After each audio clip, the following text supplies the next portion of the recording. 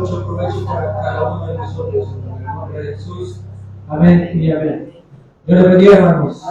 Así vamos a dar a nuestros hermanos recibimos con la palabra de este día.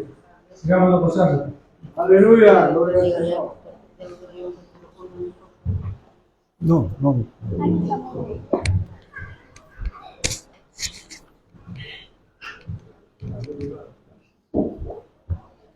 Gracias, siervo. Dios te bendiga. Gloria a Dios. Bendiciones, hermanos. Qué bueno que estemos aquí en la casa del Señor. Es un privilegio grande estar de nuevo con ustedes en esta fiesta, hermanos, en este gozo que solamente el Señor puede dar. Amén. Gloria a Dios. Esta mañana, mi amado hermano, siempre, todos los años, se agasaja al pastor, y creo que Nosotros como iglesia debemos de ser agradecidos con el trabajo de nuestro hermano César. Creo que es una bendición tener a alguien que nos esté pastoreando nuestras vidas espirituales, porque eso trae grande beneficio tanto como a creyentes en lo personal y a la vez familiar. Y si la familia, gracias, y si la familia está bendecida, también estará bendecida la iglesia. Y si la iglesia está bendecida, también la nación estará bendecida. Amén, hermanos. Por lo tanto, agradecemos a Dios por la vida de nuestro hermano, manito César. Bendiciones, hermano pastor. Vamos a leer en segunda de Timoteo, la segunda carta a Timoteo. Hermanos, hay un versículo en el capítulo 2, uno de los tantos versículos que tiene este capítulo 2, versículo 15, 2:15. Amén, hermanos. Dice la palabra del Señor de la siguiente manera. Dice: procura con diligencia presentarte a Dios aprobado como obrero que no tiene de qué avergonzarse, que usa bien la palabra de verdad. Amén. Oremos. Padre que estás en los cielos, te damos las gracias esta mañana porque tú nos permites abrir la palabra. Le pedimos, Señor, que en el nombre de nuestro Señor Jesucristo, usted pueda edificarnos, puedas enseñarnos tu perfecta voluntad. Señor, que sea tu Espíritu Santo el que ubique esta palabra en nuestros corazones como una semilla, Señor, y que nosotros nos volvamos tierra fértil para que podamos dar fruto para la gloria de tu santo nombre. En Cristo Jesús, amén y amén. Gloria a Dios. Aleluya, gloria a Dios. Hermano, este versículo que hemos leído es un versículo muy importante. Yo sé que en toda iglesia siempre hay miembros, pastores, ancianos, es decir, personas que están como la mano derecha del pastor. También hay diáconos. En otros lugares también se llaman ujieres. Y quiero decirles, hermanos, que este versículo es bien importante que lo tomemos muy en cuenta y que lo veamos, fíjense bien, lo veamos desde la perspectiva o lo veamos con una mente pastoral. ¿Cómo tenemos que verlo este versículo? Con una mente pastoral. ¿Y por qué menciono esto? Porque estos dos tomos, llamémosle así, o dos libros de Primera de Timoteo y Segunda de Timoteo, están dedicadas a la vida de un pastor, a la vida pastoral. Incluso se conocen, estas dos epístolas se conocen como epístolas pastorales. Y si le sumamos la de Tito, estas tres epístolas se conocen así como epístolas pastorales. Es decir, que son dedicadas a la vida de un pastor. ¿Cómo debe de ser un pastor? Amén. Entonces, hermano, lo que quiero que veamos en un tema bien importante que he traído esta mañana es que el ministerio, oiga, es delicado, o diríamos también ser un ministro de Dios es serio. ¿Estamos, hermano? Mire, ese es el tema. Ser un ministro de Dios es muy serio. Fíjense que para que una persona pueda llegar a ser un ministro de Dios, esto no es delegado por una organización. Los pastores, amado hermano, no los delega la organización, o diríamos también la iglesia, sino que, hermano, todo el que está al frente de un ministerio debe de tener un llamado de parte de Dios. ¿Estamos, hermano? Debe tener un llamado de parte de Dios para cumplir ese ministerio a la cual fue llamado. Por eso, mi amado hermano, los ministerios no los da, como dije, las organizaciones eclesiásticas, ni tampoco lo dan las instituciones educativas que se dedican a estudiar la Biblia en materias que nosotros, hermanos, conocemos como materias teológicas. Es decir, que ninguna institución evangélica educativa que está dedicada al estudio de la teología le da ese, diríamos, esa licencia o esa llamado a cumplir ese ministerio. O sea, las universidades ni los institutos bíblicos no dan pastores. Un título no te hace pastor, aunque es importante que los pastores estudien. Pero nosotros, hermanos, debemos de saber que debe de haber ese llamado, un llamado de parte de Dios. Y usted se ha de preguntar, ¿y cómo es que inicia ese llamado en la vida de un pastor? ¿Cómo es que inicia? Hermano, inicia desde el momento en el cual, fíjese bien, aquella persona que va a estar al frente de una iglesia conoce a Cristo como Señor Dios y Salvador de su vida. Es aquel día, mi amado hermano, en el cual nosotros le dimos la vida al Señor. Le entregamos nuestra vida y nosotros lo reconocimos como nuestro Salvador, como nuestro Dios. Yo pregunto esta mañana, ¿cuántos de los que están aquí ya han creído en el Señor como Dios y Salvador?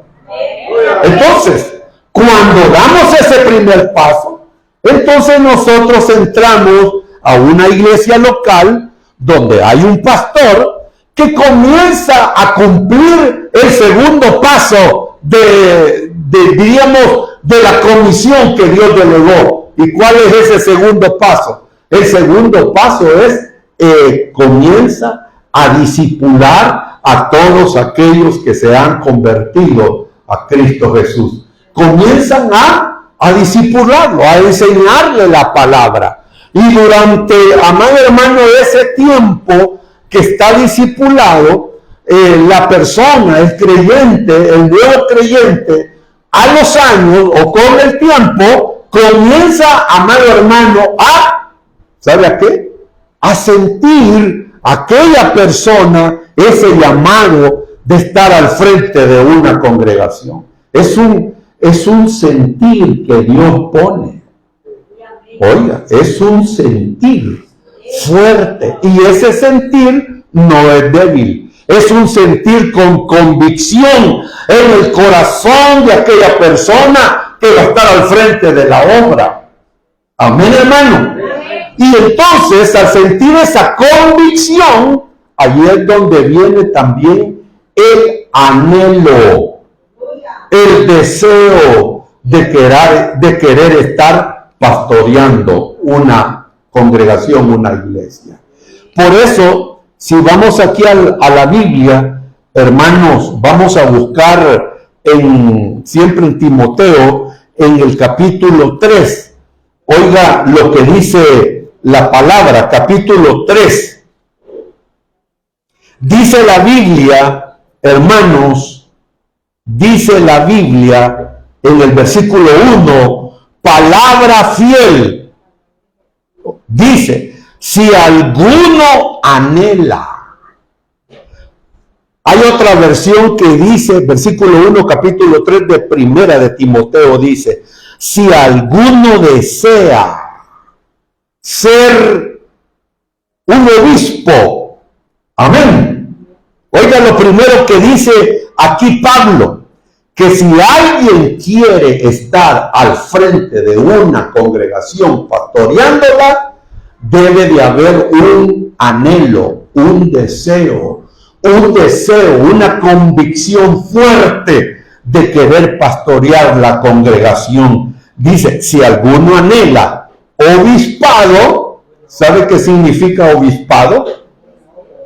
Hermano, ¿sabe qué significa obispado? ¿Qué es? Hoy vamos a aprender esta mañana qué es ser un obispo. Un obispo es el que está velando por las almas de los hombres. Es aquel que está guiando, es aquel que está dirigiendo, es aquel que está, hermano, dándole dirección a la vida espiritual de una congregación. Amén, hermano. Entonces, ese es un obispo, el que vela por las almas de los hombres. Y el único que puede estar velando por las almas de los hombres es una persona que ha sido llamada y que Dios le ha dado la convicción y que Dios le ha dado el sentir y que Dios le ha dado, hermanos, ese anhelo o el deseo de estar cuidando las almas de la congregación. Y dice aquí la Biblia, el que anhela estar al frente de una congregación velando por las almas, mire aquí dice Pablo, es una buena obra que desea. Es que esto no es de todos, hermano. Fíjense que eso de estar al frente de la obra de Dios no es de todos. Son para personas que son llamadas para estar cumpliendo ese ministerio. Dice Pablo, si anhela esto de estar como un obispo velando por las almas, esa es una buena obra. Mire, yo me convertí a los 16 años, allá por el año 81. En aquella época, la iglesia empezó a tener un crecimiento, hablando de iglesia cristiana, comenzó a crecer de una manera tan fuerte. Y ahí comenzaron a nacer incluso iglesias macros, o sea, grandes, hermano. Y en ese tiempo, la juventud de esa época empezó a sentir ese llamado para estar al frente en la obra del Señor. Y entonces ahí es donde comenzaron a nacer filiales en muchos lugares. Y así fue que el país, El Salvador, se llenó con muchas filiales con diferentes nombres denominacionales, porque la juventud de aquella época comenzó a sentir ese llamado de estar al frente de las congregaciones. Pero mire cómo ha cambiado el tiempo, hermano. Hoy en este siglo XXI, en el 2025, que ya lo estamos finalizando, hoy háblele usted a los jóvenes si quieren estar al frente de una congregación. ¿Sabe qué dicen? No, hermano, yo por eso he estudiado para no estar allí al frente de una iglesia. Quizás en otra época, quizás en otro momento, pero la mayoría de los jóvenes de hoy ya no anhelan, no desean, y son pocos los llamados a estar al frente de la obra de Dios. Incluso, oiga, yo conozco misiones, grandes misiones aquí en el país, incluso muchas de ellas hasta tienen institutos para que los jóvenes puedan ir a estudiar teología, doctrina evangélica y poder después titularse y que con el tiempo puedan estar al frente de una iglesia. Ni aún así no hay un anhelo, no hay un deseo en el corazón de los jóvenes. No lo hay. Se abre una filial por allá, ¿y a quién mandamos? Por eso es que el Señor fue bien preciso cuando dijo: oren, porque la mies es mucha. Síganos, hermano.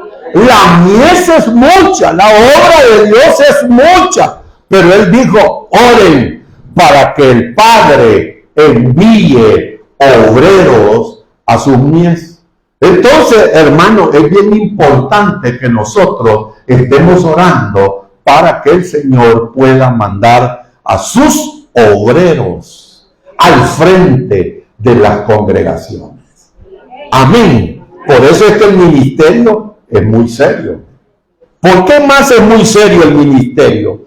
Porque el obrero debe de velar, este es el segundo punto, debe de velar por su propia vida espiritual.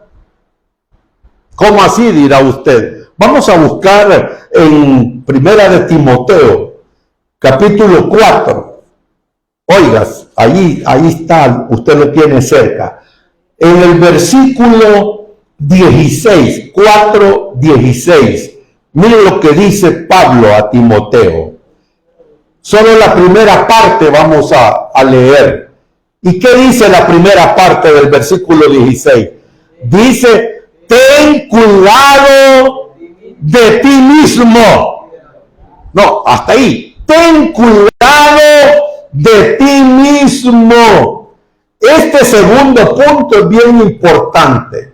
Todo el que quiera estar al frente de una congregación debe de ser vigilante, debe de velar, hermano, por su propia vida. ¿En qué sentido, amado? Que el que debe de estar al frente de la obra debe de ser una persona, mire, de velar espiritualmente por su vida. Porque el que está al frente de una congregación, antes de ser un ministro de Dios, antes de ser un pastor, antes de ser un evangelista, un maestro, antes de eso, en lo individual es un cristiano. Es un cristiano. Es un cristiano, hermano. Por eso, como cristiano en lo personal, se debe de estar velando por la vida espiritual. Y cuando digo de velar por la vida espiritual, ¿a qué me refiero? Que la vida del ministro o del llamado a hacer la obra debe de mantenerse en disciplinas en este sentido. Hay que tener una disciplina para estarse dedicando a la oración. A la oración. Es decir, hermano, que el que está al frente de la obra debe de ser una persona que ame la oración, que se deleite en la oración. Nadie puede estar al frente de la obra de Dios si no le gusta ni siquiera platicar con su Dios, hermano. Imagínese tener a un ministro de Dios que no le guste orar, hermano. ¿Qué moral va a tener y venirle a decir a la congregación: hermano, ore? Si él no ora. Por eso debe de haber esta disciplina en la vida de aquel que está sintiendo el llamado a estar al frente de una obra. Debe de tener la disciplina de estar orando.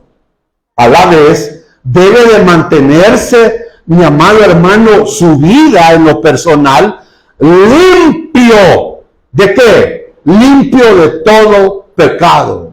Como dice Hebreos, hermano, Hebreos dice que nos despojemos de todo pecado. Porque no vaya a pensar usted que la persona que está al frente de una congregación es purísimo espiritualmente.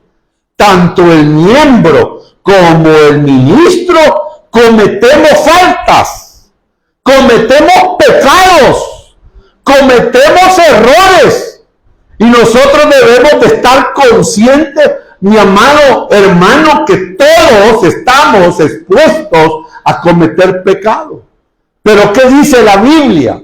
Que todos los creyentes, tanto como miembros, como ministros de alabanza y todo el que está involucrado dentro del trabajo de una congregación, es llamado que si él sabe que ha ofendido a Dios con alguna falta, con algún pecado, mi amado, no debe de excusarse y decir yo no he pecado. Al contrario, Juan dice que nosotros debemos de reconocer que hemos pecado, por lo tanto somos llamados a confesar. Juan dice, si confesamos nuestros pecados. Amén, hermano. ¿Qué dice?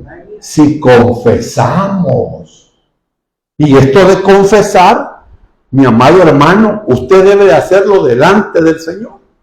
Y no andar diciendo, Señor, tú sabes que, por poner un ejemplo, tú sabes que yo pequé. Y tú lo sabrás. ¿Y para qué voy a estarte diciendo cuál fue mi pecado? Uno debe de ser específico en la falta y en el pecado que se ha cometido, hermano. Es cierto que Dios conoce todo, pero esto no nos debe de llevar, hermanos, a volvernos como personas irresponsables y no decirle al Señor, Señor, yo he cometido este pecado, esta falta.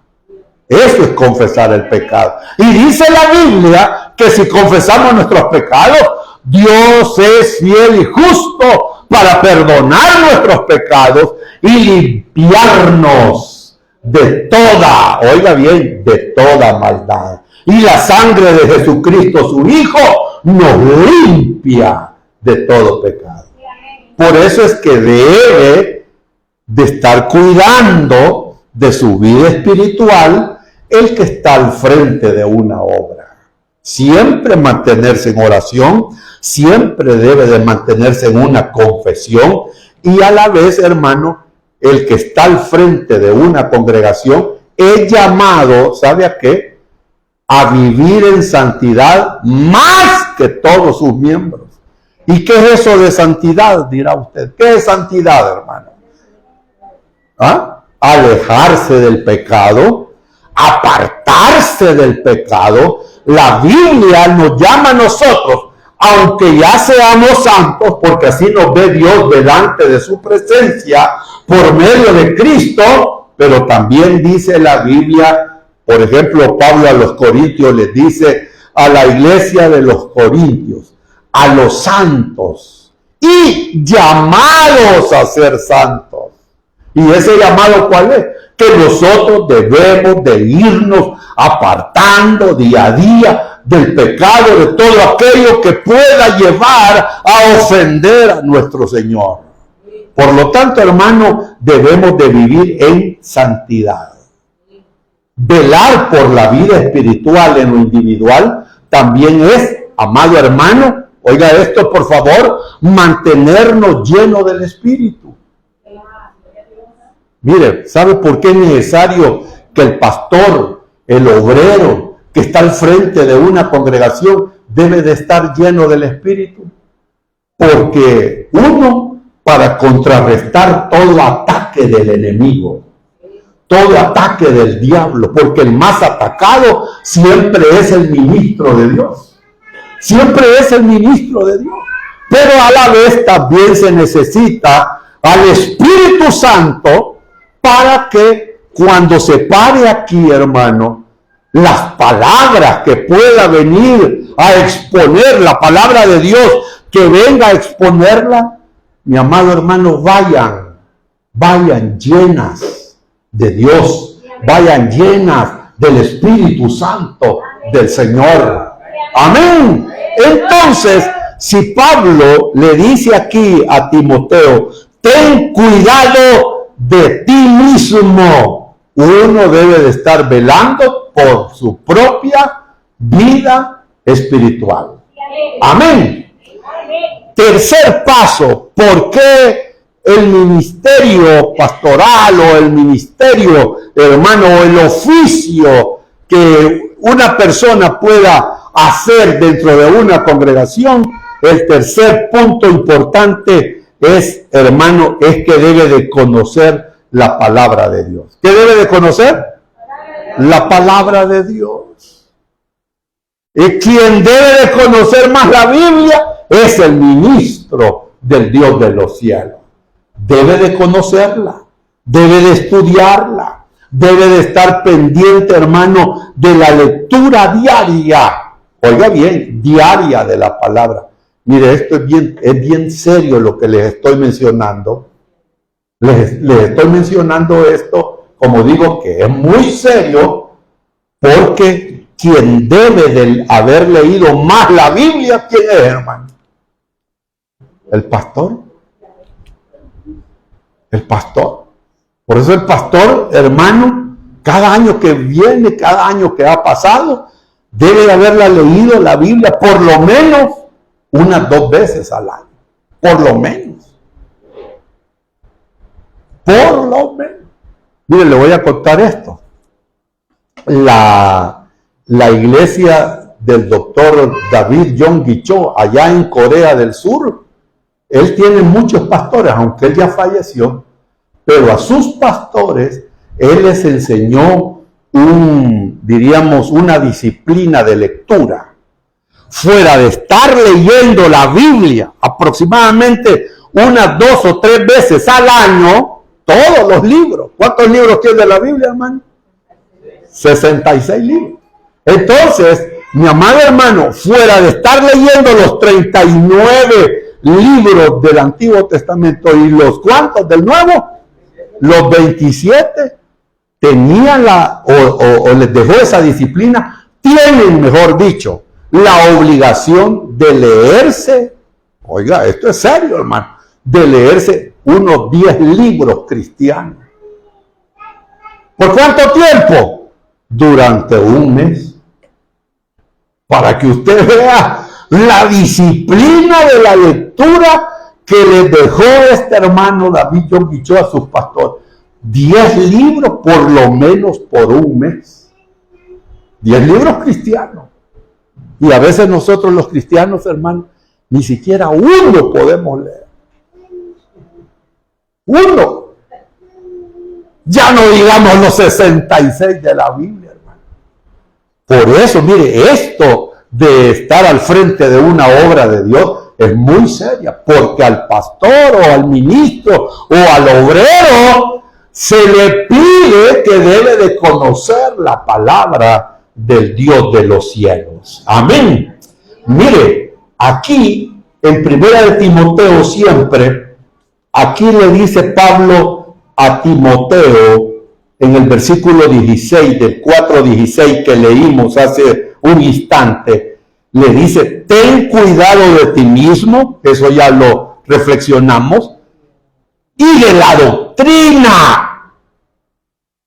Hay una versión de la Nueva Traducción Viviente, dice, ten cuidado de lo que estás enseñando. Mire, ten cuidado de lo que tú estás enseñando. Y le dice también más adelante, persiste en ello, pues haciendo esto te salvarás a ti mismo y a los que te oyeren. Persiste, persiste. Y cuando aquí dice de salvar a ti mismo y a los que te oyeren, esa palabra salvar lo que significa es, si tenés el cuidado de lo que estás enseñando, vas a liberar. Esa palabra salvación lo que significa es, vas a liberar a tus oyentes de los errores, de las falsas enseñanzas, de los falsos maestros.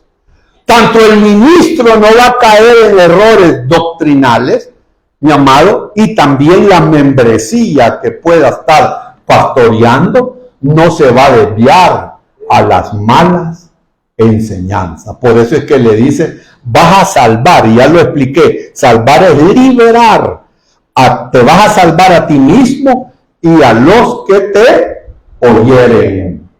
Amén. La gran importancia que el ministro de Dios conozca la palabra. Hay otros versículos en relación a esto. Siempre, hermano, en el capítulo 4 de 1 Timoteo, versículo 13, oiga lo que dice. Entre tanto que voy, le dice Pablo a Timoteo, lo quería ir a ver, ocúpate en la lectura. ¿En qué, hermano? Ocúpate en la lectura. Mire, cuando aquí Pablo le dice a Timoteo en el capítulo 4:13, ocúpate en la lectura. ¿A qué lectura se refería, hermano? A la lectura de la palabra, pero tenía que hacerla pública. Pública. Ocúpate en la lectura. Y dice también, allí siempre en el verso 13, ocúpate en la exhortación. ¿Para cuántos de ustedes que están aquí, exhortar es regañar a la membresía, hermano? ¿Ah? ¿Quién dice amén a eso? Que venir aquí a pararse en un púlpito y a empezar a darle leña a medio mundo, vaya, hachazos por aquí y hachazos por allá. ¿Sabe usted que hay predicadores así que solo a darle leña van a la congregación y solo hachazos y hachazos y hachazos? Y entonces cuando uno le dice, no hombre hermano, no sea muy fuerte con la congregación. Entonces vienen estos y le dicen a uno, no hermano, a la gente hay que corregirlo con hacha y con palo. Por eso son ovejas, hay que darle palo a las ovejas. Y no me esté diciendo más nada, dicen, porque yo tengo el don de la exhortación. Ellos creen que exhortar es venir a regañar a la gente.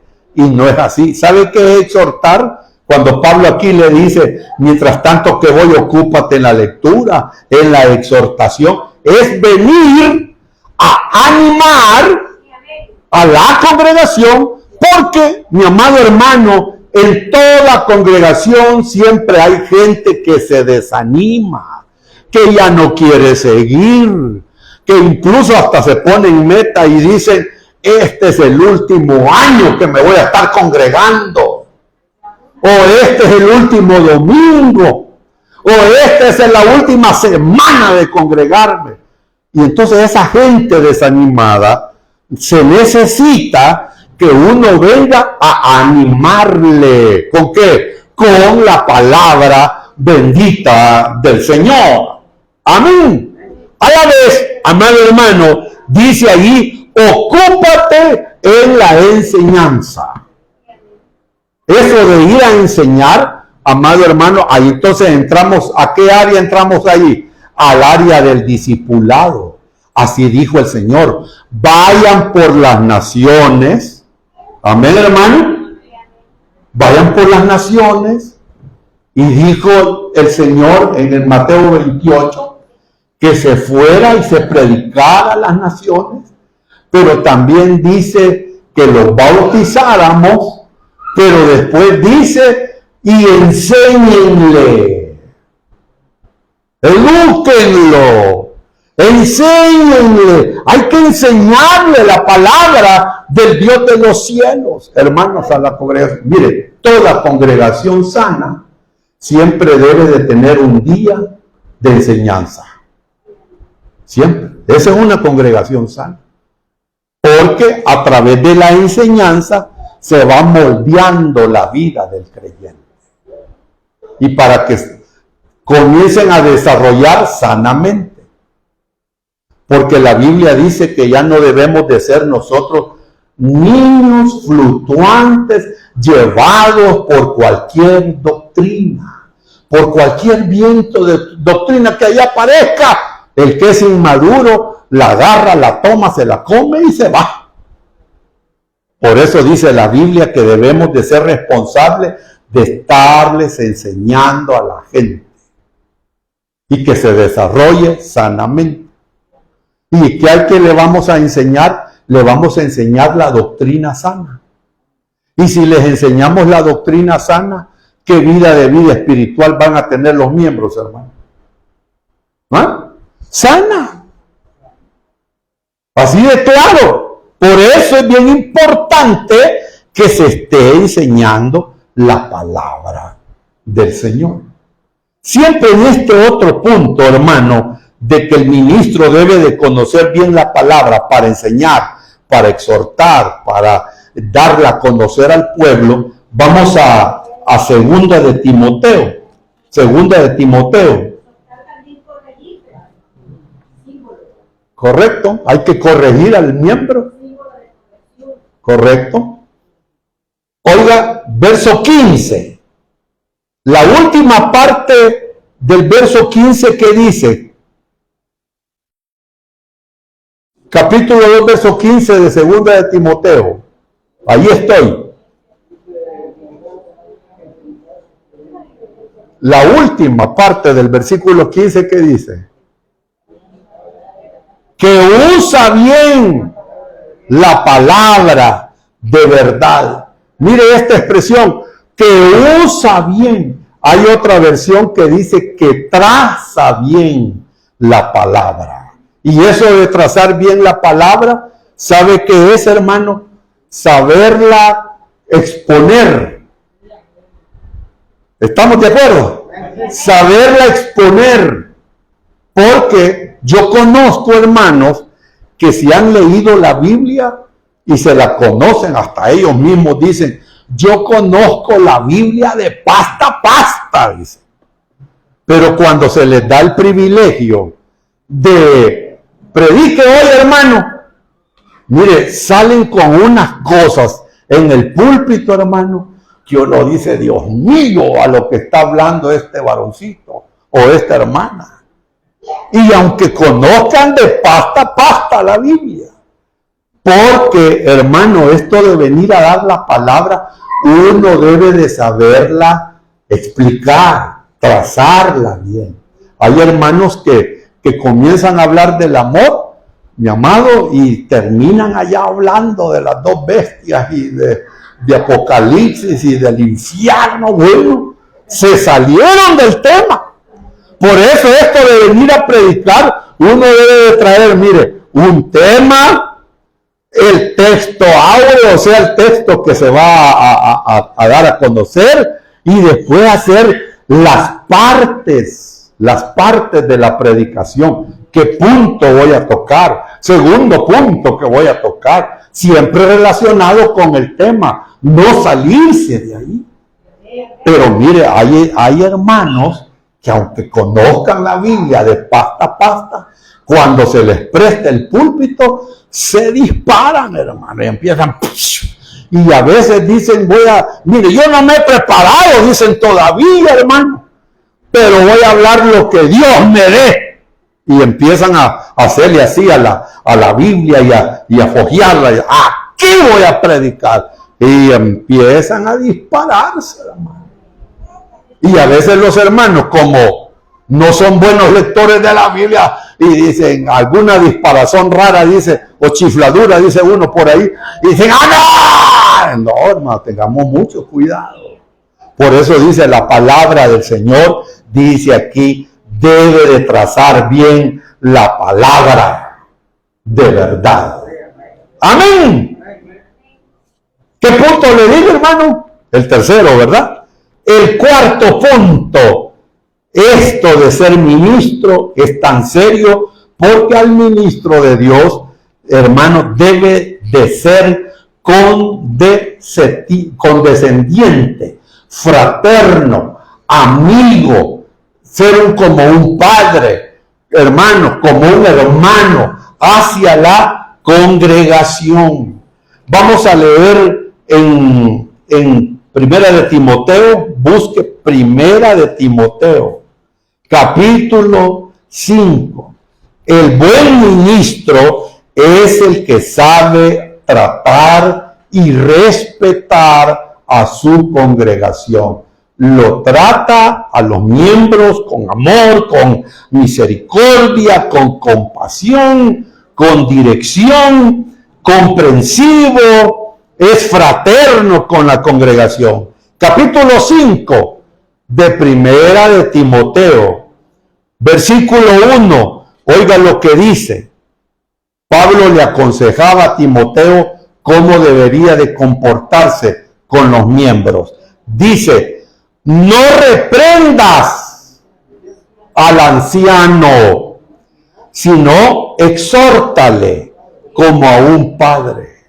Imagínese el pastor regañando fuertemente a un anciano, hermano. Aquí dice la Biblia claramente a Timoteo, le dice, no estés reprendiendo a un anciano, sino exhórtale como que le estuvieras hablando a tu propio, ¿qué? Padre. ¿Sabe qué me pasó a mí hace unos días atrás con mi mamá? Un día yo la estaba, usted sabe, cuando la gente ya ha avanzado en edad, a veces se portan como que están volviendo de nuevo a ser niños, ¿no? Y hacen unas cosas que a uno ya de hijo dice, y mi mamá o mi papá, ¿por qué está haciendo eso?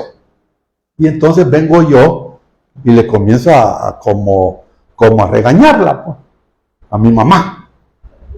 Y entonces a ella no le gustó. Y me dijo, hey, cálmate, busca tu posición, me dijo. Y yo caí en 20 rápido, hermano. Estaba saliéndome de la tangente, la estaba regañando. Y a las mamás y a los papás no les parece eso, hermano. Y entonces, no, cálmate. Busca tu posición. ¿Qué me estaba dando a entender ahí? No, tu posición es son mi hijo. ¿Sí? Estás como hijo. Por eso es que le decía a Pablo aquí, trátalos a los ancianos como que fueran tus padres. Amén. Con respeto. Dice, a los más jóvenes, verlos como hermanos.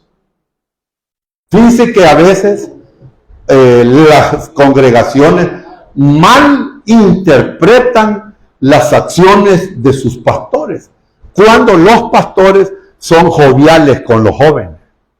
Usted sabe que los jóvenes tienen energía, se ríen por cualquier cosa, mi amado hermano, y bromean. Ellos son bromistas.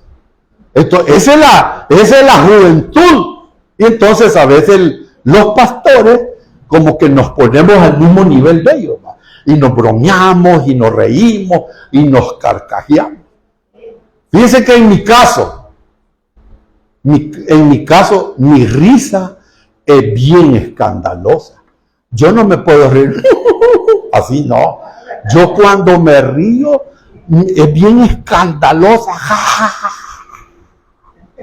Y yo he estado en congregaciones que a veces los jóvenes que me conocen y a veces medio bromeamos o me cuentan algo y que a mí me produce risa y yo ¡ja!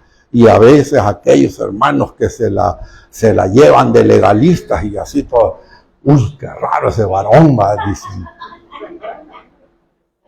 Porque uno debe de aprenderse a llevar, hermano, conforme a la mentalidad del joven. Porque de lo contrario, usted no va a comprenderlos. Usted no va a entenderlos. Y fíjese que cuando uno ve a los jóvenes como hermanos y ponerse a la mentalidad de ellos, usted lo que hace como obrero, como ministro, es darle confianza a ellos para que puedan contarle cualquier situación de debilidad que ellos puedan estar pasando.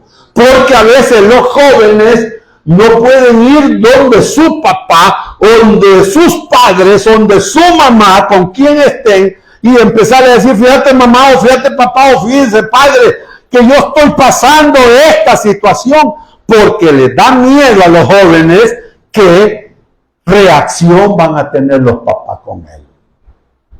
Y entonces dice, ¿y a quién le cuento? Pues, ahí tengo al pastor. Ese sí me entiende. Pero imagínense si ven a un pastor todo así y saben, no, ese pastor es leñatero, y si yo le cuento me va a dar un buen leñazo. No. ¿Estamos claros, hermano? Debe de haber esa confianza. Dice también a las ancianas, verlas como una madre. Amén. Como a una madre, como que estás viendo a tu propia mamá. Así trátala, así ámala. Y dice también, hermanos, a las jovencitas, como a hermanas. Pero ahí añade Pablo otra cosa, con toda pureza. Hay que mantener la moral, hermanos, con las jovencitas. No andarle allí afectando su vida sentimental o su vida emocional. ¿Estamos claros, hermano?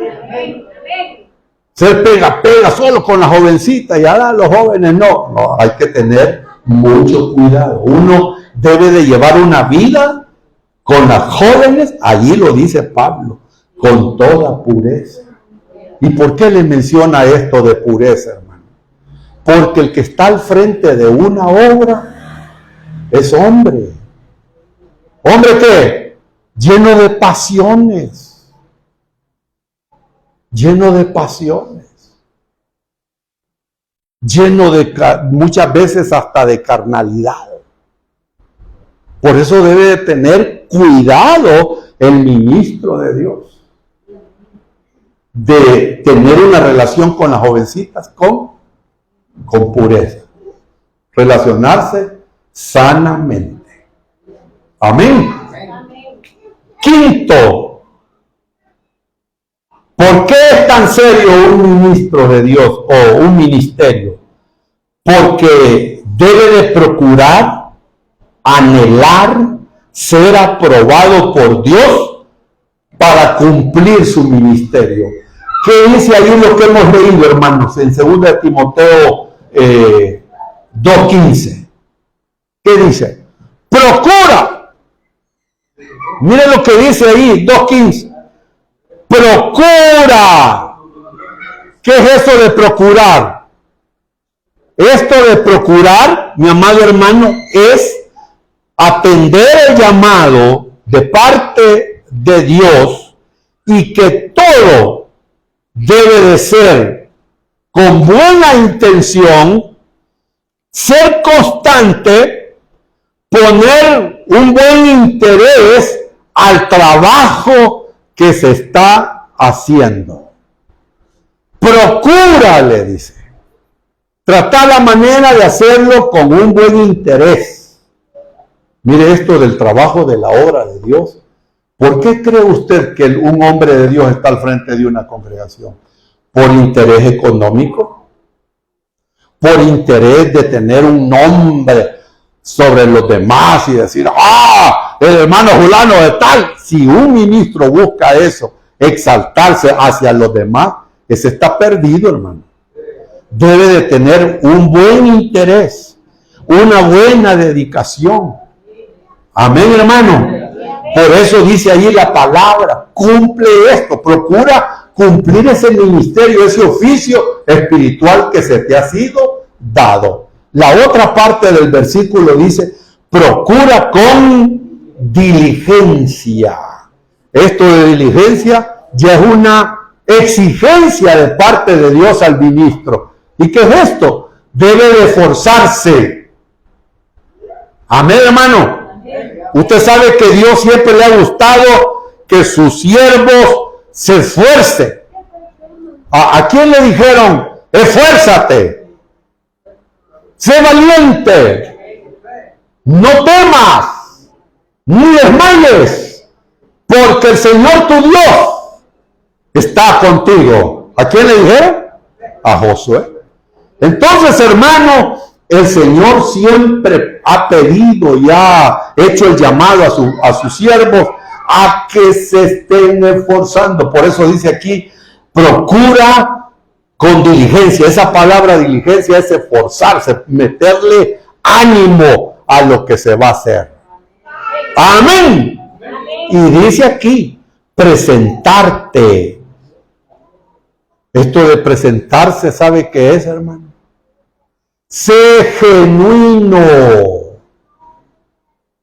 Preséntate a Dios con limpia conciencia. Por eso que les dije al principio, ¿cuál es el tema, hermano? Esto de ser ministro de Dios es delicado, es serio. Preséntate delante de Dios, siendo genuino, siendo, hermano, una persona con limpia conciencia, examinándose cada día cómo estoy haciendo la obra de Dios. Amén, hermano. ¿Cómo la estoy haciendo? Preséntate delante del Señor. Como decía el salmista, escudriñame, examíname. Hay que hacerse autoexamen. Porque, hermano, Dios es el que pesa los corazones. Preséntate, dice, a Dios. Todo lo que hagamos, hagámoslo delante de Dios. Aprobado. ¿Quién es el que va a decir, excelente siervo? Solamente el Señor. Solo Él. Aprobado como obrero. Y que no tienen nada de qué avergonzarse delante del Señor. Aprobado. Así como el Señor le dijo a aquellos que les dio talento, ¿se acuerdan? Y que lo multiplicaron y que lo trabajaron los talentos. El Señor les dijo, bien, buen siervo y fiel. ¿Qué le dijo? Bien. Él los aprobó. Bien, buen siervo y fiel. Mire qué precioso, hermano. Le pregunto a usted, así en lo individual, como miembro, como encargado de algún privilegio en la iglesia, ¿está usted presentándose delante de Dios como un siervo aprobado, como un obrero aprobado?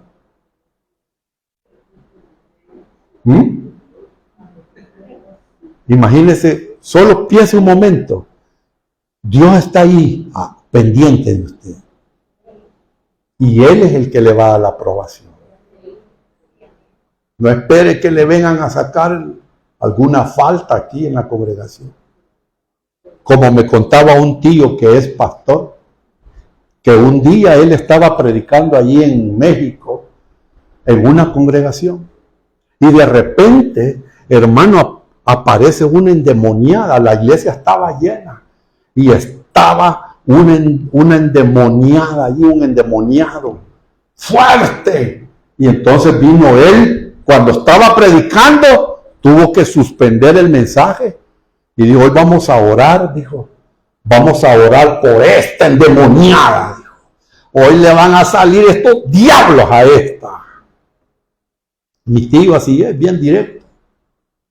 Pero antes de orar, dice, sálganse todos los que están en fornicación aquí. ¿Ese? ¿Y sabe quién fue el primero que salió? El pastor. Fue el primero, hermano. Porque cuando estos diablos salgan, dijo mi tío ahí, al primero que se le va a meter es al que está en el pecado. Le pregunto a usted cómo estaba aquel varón. Estaba mal. Si fue y se salió corriendo, ya no digamos, hermano, imagínense delante del Señor. No sé si usted ha participado, hermano César, ha participado en aquellas iglesias proféticas. Usted sabe que en las iglesias proféticas de repente se levanta un vaso y ¿qué comienza a decir? Ando revisando, dice. Y muchos hasta se meten abajo de la silla, que no me vea, que no me vea, que no me vea. ¿Será eso? ¿Cierto? Entonces, hermano, todo lo que hagamos delante del Señor, en el púlpito, en el ministerio, en la música, en todo, debemos de hacerlo genuinamente, con limpia conciencia, para que Dios nos diga, hermano, bien, buen siervo y fiel. Y termino con esto, hermano.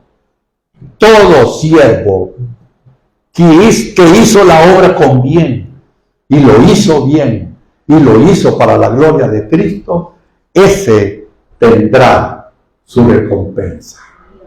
Llegará el día, amado hermano, que todos los creyentes, oiga bien, todos los creyentes hemos de pasar a un lugar que la Biblia le llama el tribunal ¿de qué?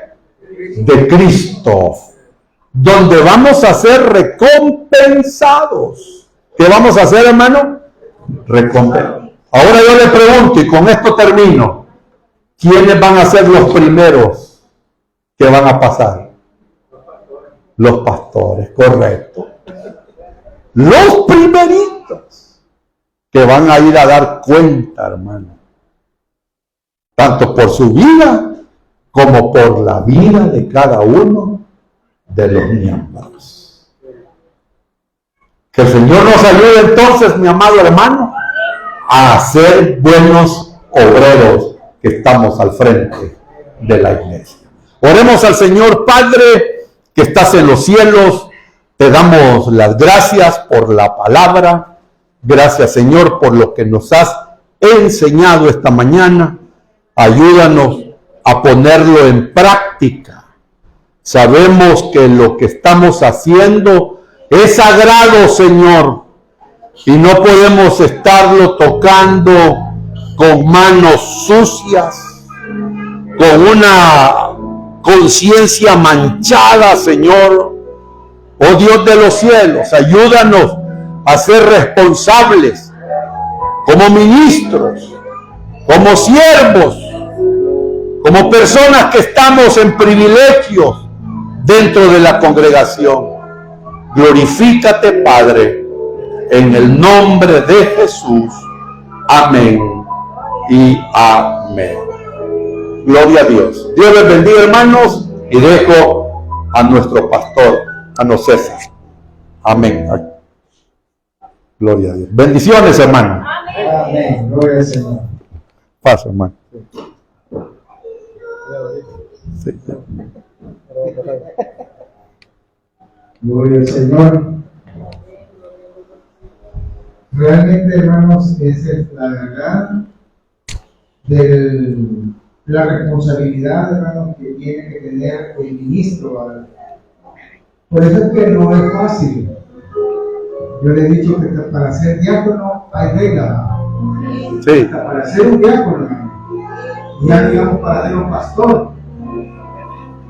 ¿Qué dice la palabra respecto a los diáconos? Tienen que ser marido de una sola mujer, que críen los hijos en sujeción, de disciplina, en sujeción, para ser diácono. Y algunas veces nosotros no llegamos a los requisitos. ¿Ya? Y lo que dijo el hermano es cierto. Hay quienes que están mal parados, hermano. En la palabra les gusta exhortar, pero para dentro de ellos, para su casa, no predican, hermano. Y eso también va para todos, hermano, por el Señor. Amén. Amén. Así que yo siempre, hermano, desde que aprendí las reglas del ministerio, porque la hermana del ministerio me llamó soltero.